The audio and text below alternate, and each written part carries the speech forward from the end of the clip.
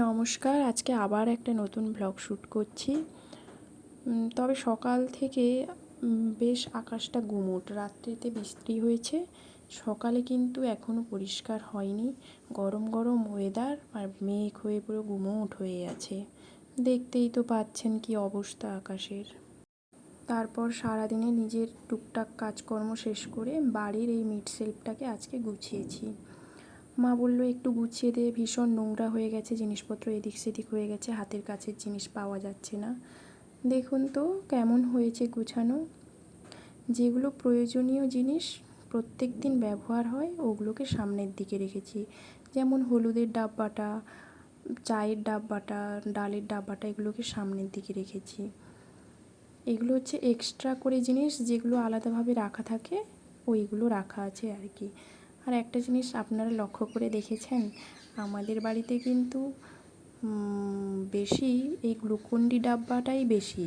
দেখুন একটু ভালো করে বুঝতে পারবেন।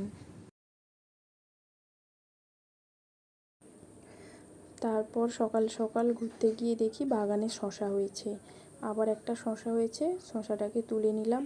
না হলে আমাদের এখানে পাখি খেয়ে নেয়। দুটো শশা হয়েছে, আর এটাকে দেখেছেন, এই তো দেখেছেন পাখি খেয়ে নিয়েছে। আমাদের এখানে না প্রচুর সাতভাইয়া পাখি, ওরা খেয়ে নেয়।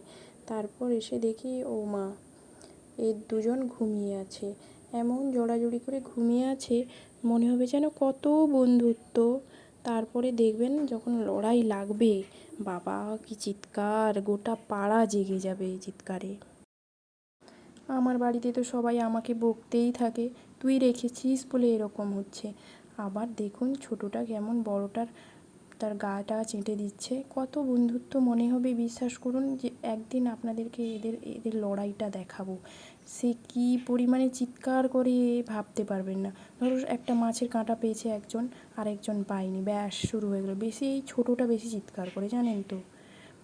তারপর এখন তো প্রচণ্ড বৃষ্টিকাল হচ্ছে, বৃষ্টিকালের সময় আমার পর্তুলিকাতে প্রচুর পর্তুলিকা হয়েছে।